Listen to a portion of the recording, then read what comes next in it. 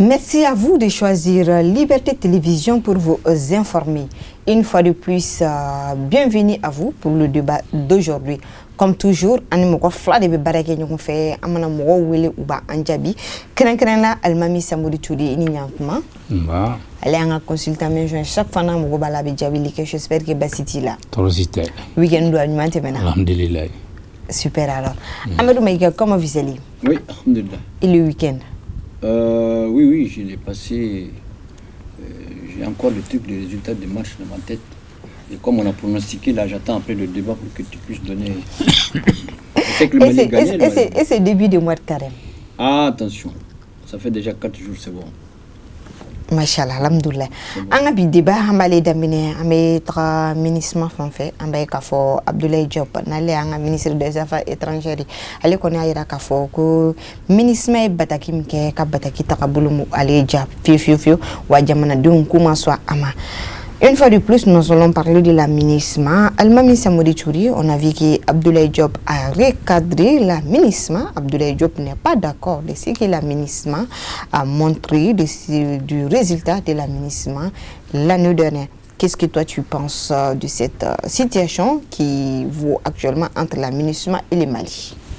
Bon, moi j'attendais vraiment que les autorités maliennes répondent à ces enquêtes, ou en tout cas à ces révélations qui n'ont pas de sens pour notre pays. Aujourd'hui, nous sommes en train de travailler, si j'ose dire, à la place de l'aménagement, et l'armée est en train vraiment d'œuvrer sur le terrain, et logiquement, il devait travailler main dans la main avec l'aménagement des zones qui sont, si j'ose dire, libérées, que l'aménagement soit présent là-bas pour pouvoir jouer le rôle que l'aménagement doit jouer. Mais en réalité, quand on voit la situation, l'armée malienne travaille seule par rapport à tout ce qu'ils sont en train de faire aujourd'hui.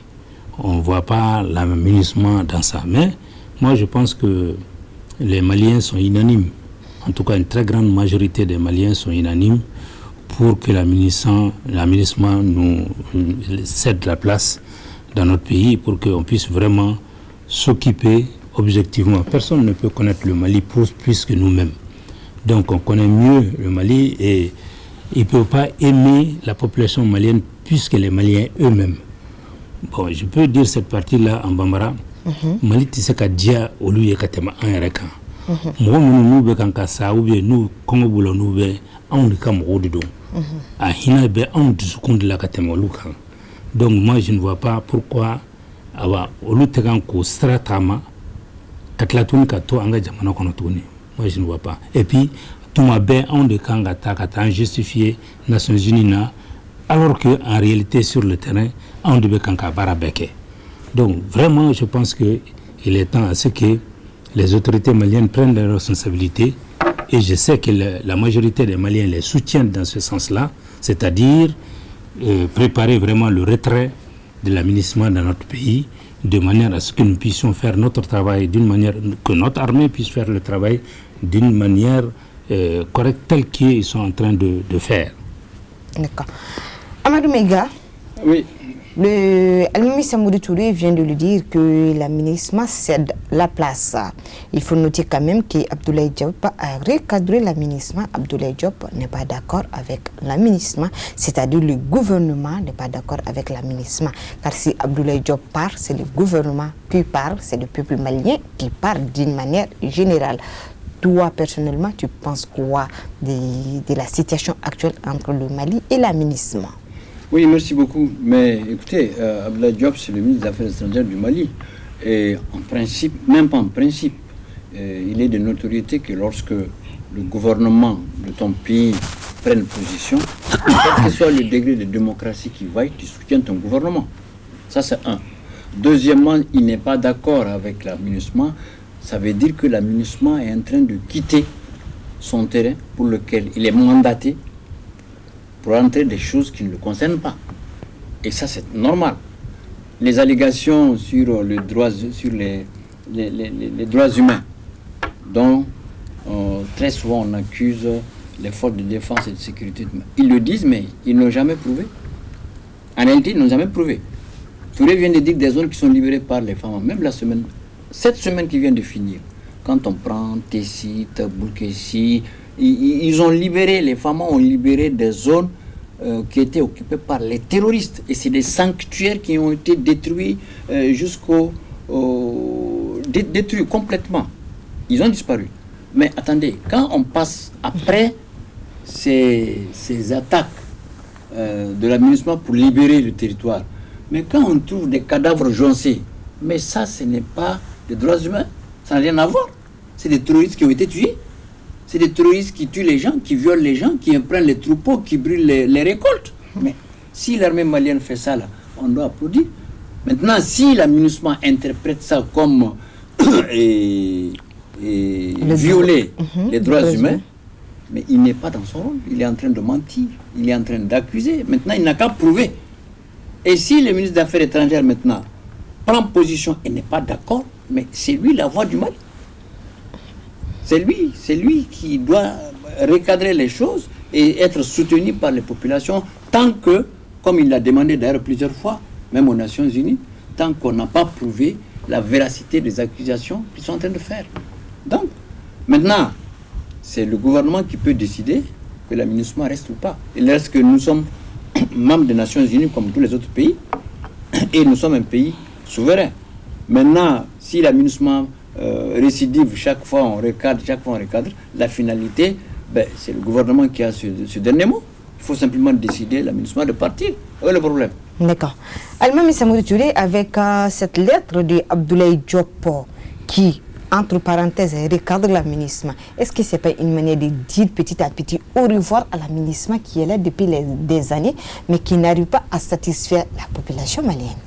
Non, ce n'est pas une manière de leur dire. Le gouvernement malien est obligé, à chaque fois que l'aménagement dit quelque chose et que ce n'est pas vrai, d'intervenir pour pouvoir dire la vérité, pour montrer aux yeux du monde qu'est-ce qui est la vérité sur le terrain. Et nous, on n'est pas là pour dire l'aménagement n'a pas fait ça, ceci, cela. Non, on est prêt à faire ce qui est d'ailleurs en train d'être fait. C'est-à-dire le travail qu'eux doivent faire, c'est l'armée malienne qui est en train de le faire. Par conséquent, il est évident qu'on n'a pas à mettre de processus dans ça pour pouvoir dire qu'ils quittent chez nous.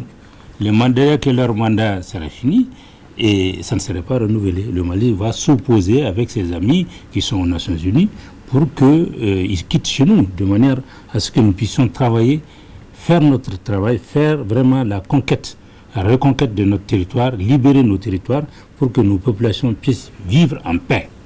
Voilà vraiment ce qui nous attend. Oui, mais l'aménagement ne s'oppose pas à la reconquête du territoire. Je pense qu'il y a un problème qu'il faut vraiment élucider clairement. Il y a un problème de communication. Parce que quand on prend le citoyen lambda, il faut qu'on l'accepte. L'aménagement a un mandat. Et toutes les structures comme l'aménagement qui sont dans le monde entier viennent avec leur mandat. Serval, Barkhane, ça c'est la France, ce n'est pas les Nations Unies. L'aménagement c'est les Nations Unies. Nous on est membres des Nations Unies. On profite comme on paye comme les cotisations comme tous les autres pays. Maintenant, les autorités savent. Si les autorités maliennes veulent, l'aménagement ne fait pas une seconde ici. Mais si on met en garde, on fait tout ça. Il y a un mandat, Mamadou vient de le dire, ils ont un mandat. Nous, on ne s'oppose pas à ce mandat, mais le mandat va finir bientôt. C'est là où nos autorités doivent intervenir de manière à ce qu'ils puissent partir. C'est ça. D'accord. Mais Almami Samory Touré, Bourakafoni, Mana Bana, parce que c'est ce que la population même demande. C'est le souhait de la population. Mais est-ce que nous, de quelle population? Non, attendez, de quelle population? Non, mais quand on prend les 100% des Maliens, les 90% demandent le départ de l'aménagement. Ça, c'est clair et net. C'est clair, comment c'est clair? Quand tu écoutes les gens, quand tu es dans quels gens tu as à Bamako ici? Tu écoutes les gens de Bamako? Est-ce que tu écoutes les autres sur le terrain? Non, attendez, on n'est pas dans le mandat, ce n'est pas 10 ans, 5 ans. Non, le mandat auquel j'ai fait allusion, c'est-à-dire que pour venir ici, ils ont des missions claires, précises et nettes. C'est pourquoi le ministre des Affaires étrangères intervient pour les recadrer. S'ils quittent hors de ce cadre-là, pourquoi ils sont là, ça veut dire qu'ils ont violé. Là, ils doivent partir. Exactement. Mais ce n'est pas tous les Maliens qui demandent que la MINUSMA parte. Hein. D'accord. Amadou, nous allons continuer avec le débat. Je disais, quand la MINUSMA va quitter le Mali, est-ce que le Mali ne va pas sentir ça? Mais c'est de ce débat qu'on parle, non? La MINUSMA emploie combien de personnes? Combien de Maliens? Combien de Maliens? Mais vous aussi. L'État, c'est l'État. Moi, je suis d'accord avec le ministre des Affaires étrangères. Ça, c'est normal. Et nous tous, on doit soutenir notre gouvernement. C'est normal. Mais il ne faut pas aussi occulter ce que la MINUSMA a fait. Ça, c'est pas vrai. La MINUSMA emploie combien de Maliens? Même à Bamako ici. Quand vous faites un trottoir à l'intérieur, des gens vont vous dire non, non, non, nous on ne parle pas parce qu'ils sont là pour faire ils sont en train quand même de faire des activités civilo-militaires. Ils aident tout le monde. Ils font des écoles. Ils font des routes, des ponts. Mais il faut aussi noter ils donnent à manger même aux gens. Il faut noter aussi que la priorité du gouvernement, selon les gens qui travaillent là-bas, l'objectif c'est de donner plus de jobs, plus de travail aux jeunes. Mais donc attends, même avec le mais qu'est-ce qu'on veut alors? On veut plus de travail aux jeunes ou bien on veut qu'ils partent? Attention, il faut que nous aussi on n'a pas quand même besoin tout le temps de la MINUSMA pour donner du boulot. Moi je voudrais qu'on reste dans le cadre réellement de la situation sécuritaire de notre pays, qu'on reste dans ça. Mais c'est dans ça qu'on est? Non, parce que quand on parle d'emploi et autre chose, je pense qu'on sort du cadre. Ah non, non, non. Je pense qu'il s'agit d'assister notre pays. L'armée est en train de faire son travail. L'armée libère des zones. Ces zones-là, la MINUSMA doit être présente pour pouvoir assister ces populations à reprendre vie. C'est ça leur rôle en réalité. Aujourd'hui, la MINUSMA ne suit pas ça. Les jobs dont on parle là, moi je pense qu'il faut d'abord être digne de son pays, de ne pas vouloir la présence étrangère chez toi uniquement pour avoir de l'emploi.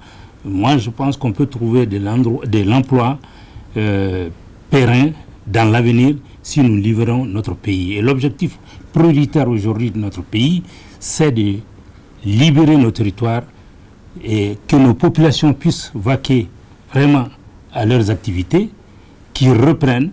Notre pays n'a jamais été dépendant de l'aide étrangère pour se nourrir. Tant que nous travaillons, on parvient à se nourrir, on parvient à manger et à faire face à nos besoins. Donc notre priorité aujourd'hui, c'est libérer le pays.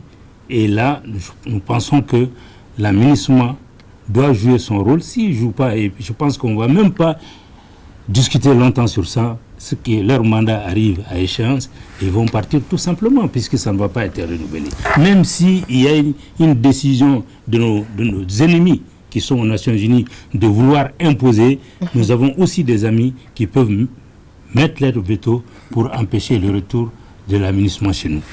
Oui, mais attendez, on n'est pas en train de discuter. Le mandat, ce n'est pas le temps. C'est-à-dire que ce n'est pas que la MINUSMA doit partir en 2024. Non, moi je parle du contenu de leur présence ici. C'est pas, la MINUSMA n'est pas au Mali pour faire la guerre. On parle de quand ils partent, le vide qui va être là. Est-ce qu'il faut combler ça? C'est ça. Je vais arriver avant vous-même. Je vais arriver. La MINUSMA, vous êtes en train de vouloir dire que chaque fois qu'un endroit est libéré, que la MINUSMA vient l'occuper. La MINUSMA n'est pas. Non, je n'ai pas dit ça. Alors, donc j'ai dit qu'ils viennent en assistance aux populations. Il ne s'agit pas d'occuper. La MINUSMA occupe même l'État. D'accord. Amadou Maïga, non.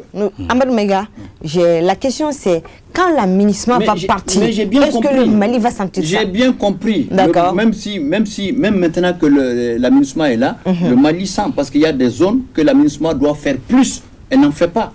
Là, je rejoins Touré. Même maintenant même que la MINUSMA est là. Parce que la MINUSMA doit nous assister. Ça veut dire que la MINUSMA est en train de faire. Il ne faut pas occulter ce que la MINUSMA fait. Non, non, non.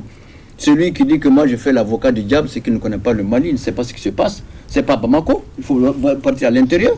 Il faut partir à Kaï, il faut partir à Tombouctou, à Gao, à Kidal, à Nioro du Sahel, à Nara, mais on voit ce que la MINUSMA fait. On peut dire qu'il quitte ce cadre-là pour s'ingérer dans les affaires, essayer d'accuser le Mali. Là, on n'est pas d'accord. Et c'est là que le ministre des Affaires étrangères est d'accord. Mais dire que, mais si la MINUSMA quitte, c'est grave. Combien de Maliens la MINUSMA embauche maintenant? Et tu penses que ça c'est zéro. Ça c'est pas zéro, hein. Non, Barkhane est parti. L'aménagement, c'est des emplois précaires qui sont Mais même là. si c'est précaire. Et l'aménagement aussi, c'est des emplois pour les cadres de l'aménagement. Ce sont des gens qui tiennent à rester parce que ça leur permet d'avoir un emploi bien rémunéré dans un autre pays. C'est ça. Oui, mais d'accord. Tout le topo est là. Mais d'accord. Nous, on n'a pas besoin d'eux. Non. Si. C'est ça. Non, si, on a besoin de. Bon, dans tous les cas, je parle. D'accord. Je pense que c'est bon. Si l'aménagement s'en va, mais attends, c'est des milliers de Maliens qui vont au chômage. D'accord. C'est grave. D'accord. Nous allons revenir un autre jour pour parler encore de l'aménagement, Non. Mais d'ici là, nous allons changer de sujet. Nous allons parler de rapprochement entre Chine et la Russie. On a vu que le ministre chinois a rendu une visite à la Russie. Le président chinois a... Non. Oui, président. Le président chinois a rendu une visite à la Russie. Almami Samori Touré, à votre avis, qu'est-ce que ça peut apporter aux pays, aux deux pays, aux pays proches? Ça, c'est pas à eux seulement. Qu'est-ce que ça peut apporter au monde? Parce qu'on est confronté à une situation qui est là. Il y a la mondialisation qu'on a toujours connue. Le dollar pour le monde entier, l'euro pour nous, dont notre monnaie est rattachée. Quand ça monte sans notre avis. Quand ça descend sans notre avis. Et la Russie et la Chine qui sont en tête d'un certain nombre de pays qui veulent vraiment changer la puissance du dollar sur le monde entier et l'euro aussi sur nous en Afrique. Ensuite, la Russie, la stratégie de la Chine, c'est quoi? J'aide le Mali à se développer pour que le Mali ait les moyens aussi d'échanger sur le plan commercial avec moi. Mais ça, c'est le contraire des mondialistes. On les maintient dans la pauvreté pour qu'ils aient toujours besoin de nous et on va les nourrir. On ne peut pas dire ça à un pays comme le Mali qui était à la tête des pays sur le plan de recherche et autres. Nous sommes connus pour ça et que nous, on va se maintenir dans une sorte d'esclavage. Et aujourd'hui, il y a quelque chose qui vient de se faire, c'est-à-dire les BRICS qui vont se réunir, qui vont se mettre ensemble. Ils ont créé déjà leur banque. Et ils vont faire en sorte que les échanges qui vont se faire unilatéralement par le dollar vont changer et ces échanges vont être faits par d'autres monnaies qui n'est pas le dollar et qui n'est pas l'euro. C'est ce qui va nous permettre, nos pays qui sont sous-développés, de prendre la voie du développement. Et il faut se dire une chose qui est claire. La puissance américaine est basée sur le même système que la France, ce que la France fait sur nos pays. C'est-à-dire qu'ils contrôlent notre monnaie, ils contrôlent nos recherches, ils contrôlent notre armée, ils contrôlent nos dirigeants. Par conséquent, qu'est-ce que nous pouvons faire? Aujourd'hui, notre combat, c'est détruire vraiment cette mondialisation qu'eux, ils ont mis. Leur réalité est là. Si tu ne pars pas par ça, on dit que ce n'est pas un pays démocratique, c'est un pays dictatorial. Leur réalité et nos réalités aujourd'hui, c'est totalement différent. Parce que eux, leur réalité, quand ils mentent, le monde entier doit suivre. Quand ils ont menti en Irak, où il y a plus de 300 000 morts par des bombardements de l'armée américaine, française et autres, personne n'a bougé. C'est eux-mêmes qui ont reconnu que ce qu'ils ont dit, ils ont menti. Quand on a menti sur la Libye, qui a eu des milliers et des milliers de morts, qui a contribué à la déstabilisation du Sahara et qui est venu jusque dans le Sahel chez nous, puisqu'une partie du Mali, une grande partie du Mali fait partie du Sahara, une grande partie aussi fait partie du Sahel. Par conséquent, nos pays ont été déstabilisés par des actions de cette nature sur des mensonges. Et aujourd'hui, on veut changer le monde de manière à ce que ces mensonges-là ne se répètent plus. Mais ces mensonges-là continuent à être faits sur notre propre pays ici, à travers des organisations, à travers des sociétés civiles qui mentent sur notre pays. Et là, nous ne pouvons pas l'accepter. C'est pour cela, si la Chine et la Russie se mettent ensemble pour accorder leur violon, nous, par rapport à notre dignité, à notre intérêt, nous devons soutenir ça, parce que nous ne pouvons pas mener le combat que nous menons si nous ne nous donnons pas la main pour former une force qui fait face à des gens qui sont en train de nous exploiter depuis des siècles. Amadou Almami vient de le dire, soutenir le rapprochement entre la Chine et la Russie. Oui, mais qu'est-ce que le lièvre va chercher entre le combat des deux éléphants? Qu'est-ce que le Mali va chercher entre les deux éléphants? Le Mali, on est un pays continental, on est un pays digne, on est un pays indépendant, on est un pays qui est très riche dans notre sous-sol, qui n'a jamais été exploité. Mais pourquoi eux, ils sont très très loin de nous? Est-ce que si on reste à notre niveau ici, on évite d'avoir la jambe cassée? Parce que quand deux éléphants se battent et que le lapin s'amène, alors si tu prends de l'autre côté, on va t'écraser. Donc mieux vaut rester dans notre neutralité là et observer. C'est ça. À partir du moment où tout va être clair, on saura de quel côté aller. Ça n'a rien à voir avec le partenariat gagnant-gagnant bilatéral. Ça n'a rien à voir. Parce que si c'est question de partenariat... Si tu attends la fin, est-ce que... Si tu attends quelle fin? Bon, tu viens de le dire, on va attendre jusqu'à ce qu'on voit clair. Mais on voit clair, ça veut dire que... Mais un lapin ne peut pas se mêler entre la guerre de deux hippopotames. Si l'autre te pose le pied, tu es écrasé, alors que quand tu restes là, après, tu vas bien voir. Quand tu prends position dès maintenant, alors que tu ne connais pas ce qui va advenir demain, et toi, c'est trop loin ce que je veux dire. Ça veut dire qu'on reste sur notre position, on est indépendant, on est libre, on travaille. Les FAMA déjà, les forces armées de défense et de sécurité maliennes, même avant-hier, continuent déjà à libérer notre territoire.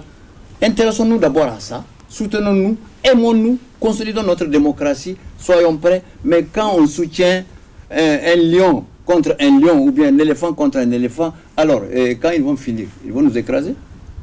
Et alors que si on n'a pas pris de position... Moi je pense que le nouvel ordre mondial aujourd'hui, le Mali doit prendre le train en marche. Nous ne devons pas être en marge de ça parce que nous sommes les mieux concernés par ça aujourd'hui, par le nouvel ordre mondial. Et le Mali n'a jamais été lièvre. Le Mali a été, comme son nom l'indique, un grand pays. Et aujourd'hui, nous devons nous préparer aussi pour faire face à ce combat-là, le combat de la souveraineté, de la dignité de notre peuple. Et nous ne sommes pas lièvres dans ça. Et nous nous battons aujourd'hui. Le combat que notre armée est en train de faire aujourd'hui sur le pays.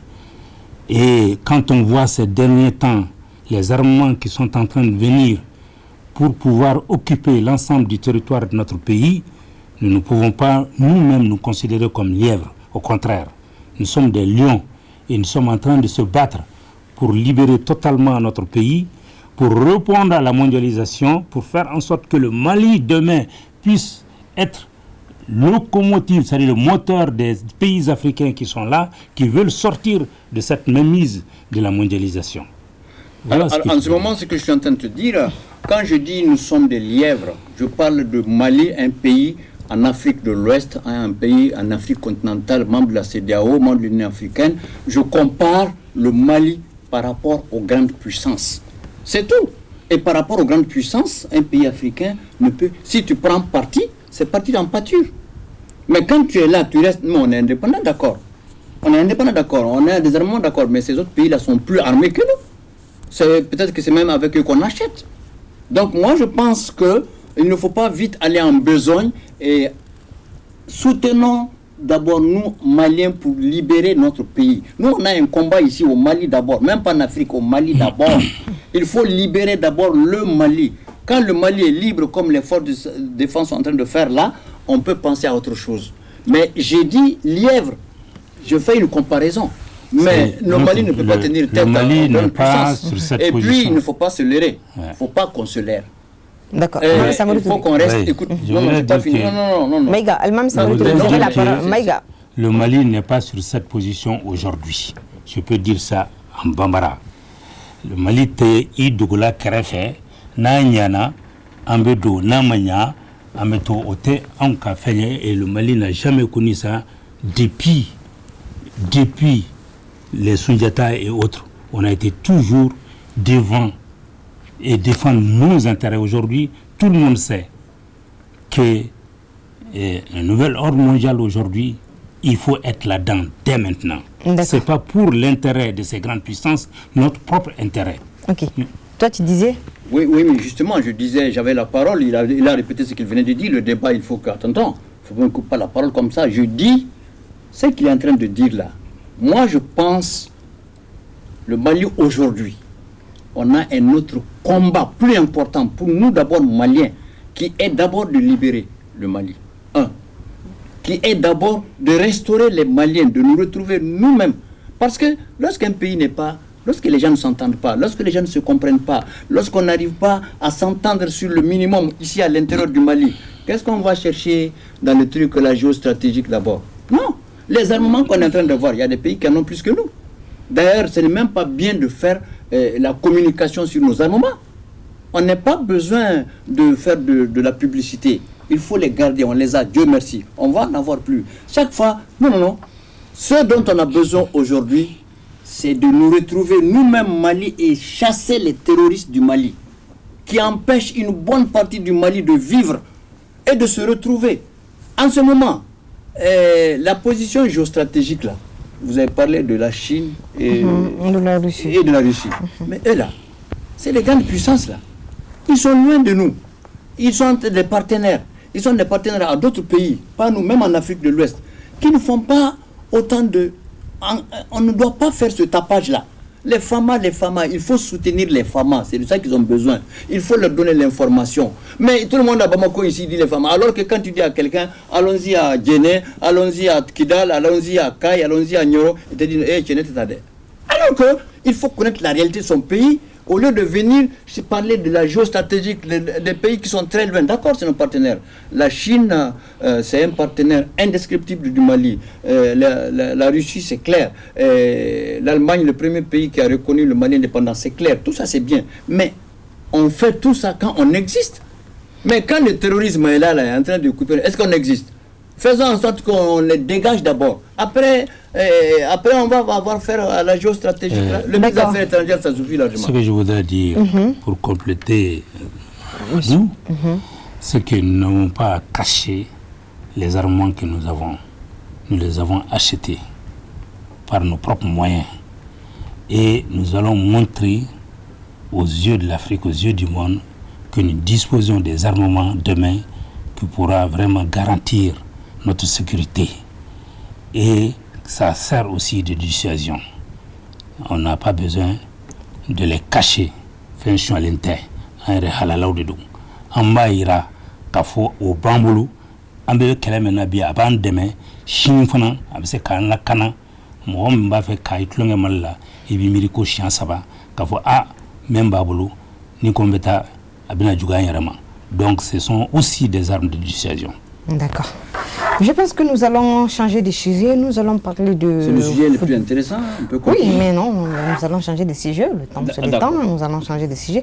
Nous allons parler cette fois-ci de football. Football avec le match de demain où le Mali doit affronter le Sénégal. Un match où le Mali est obligé de faire une victoire. Une victoire 2-0 ou plus. Le Mali veut se qualifier pour le Maroc qui est prévu bientôt, c'est-à-dire la CAN de U23 qui va se jouer au Maroc.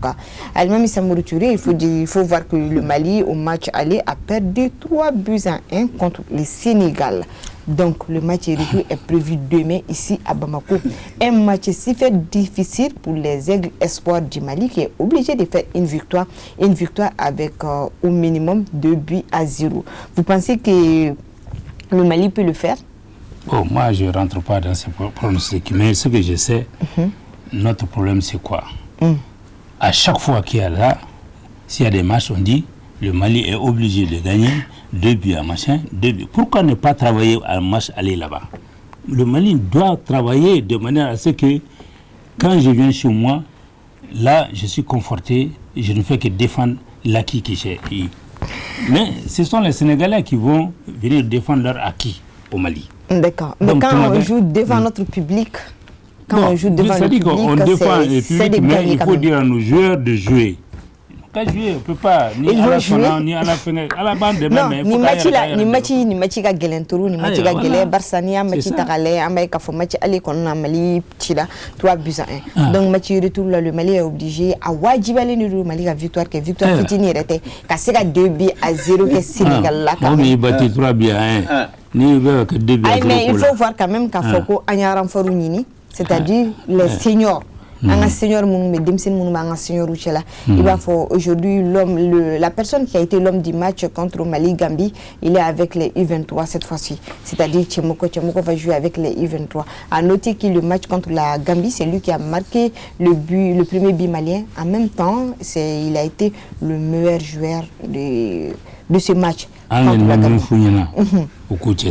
D'accord. Amir Mega, le match c'est demain, Mali-Sénégal. Une victoire.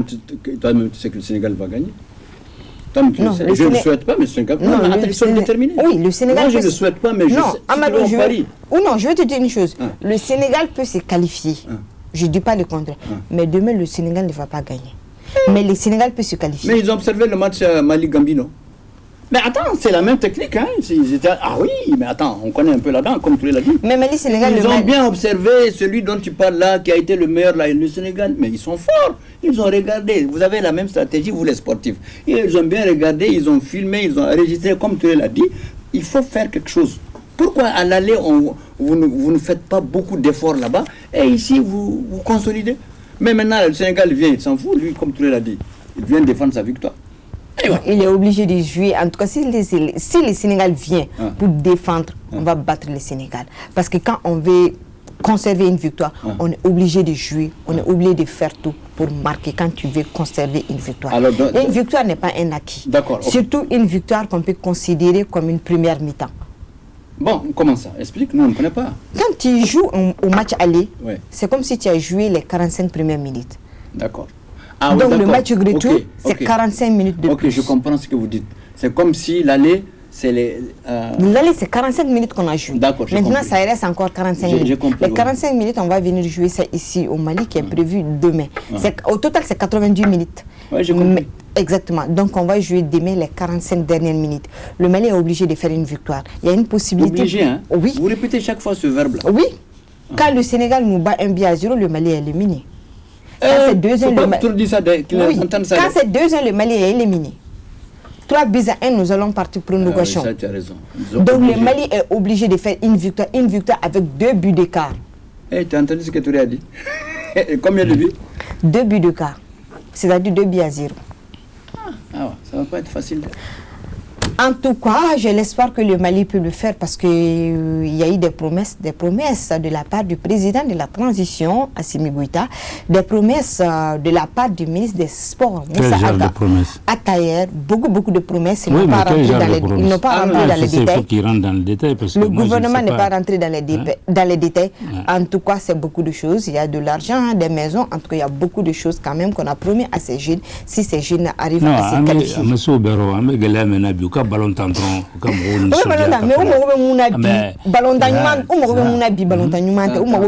c'est une victoire. Madame, je suis d'accord, mais ce que tu as dit là, c'est ça la vérité. Mais ça, c'est ce que nous on connaît. Le président de la transition a promis, le ministre des Sports a promis, tout le monde a promis. Mais si ils avaient gagné la balle, ça allait être facile. Parce que les autres là viennent défendre. Les autres là, ils ne vont même pas venir jouer. Ils vont tous se mettre en arrière, bloqués à la défense. C'est tout. Si le Sénégal fait ça, le Sénégal est éliminé. Quand il vient pour défendre, il faut dire que tu es déjà éliminé. On ne vient pas pour défendre, on vient pour marquer. Ah, tu veux que le Sénégal marque? Non.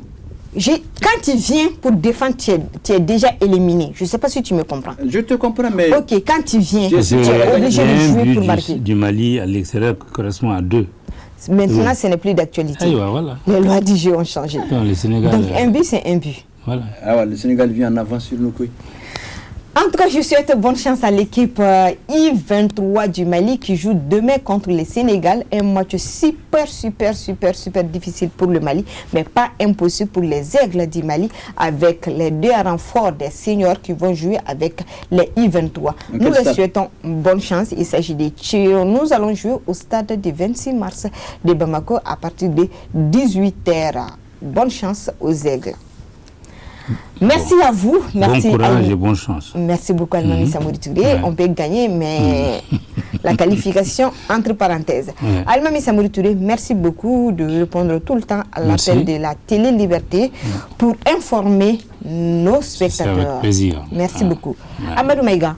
Oui, il merci. faut que les motocyclistes comprennent que la voie, ce n'est pas pour eux, qu'ils comprennent qu'on ne peut pas circuler en moto n'importe comment devant la voiture. Et quand tu cognes une voiture, tu dis premier soin. Je pense que le CNT doit avoir cette loi là au Mali. Franchement, la circulation crée casse-tête dans ce pays.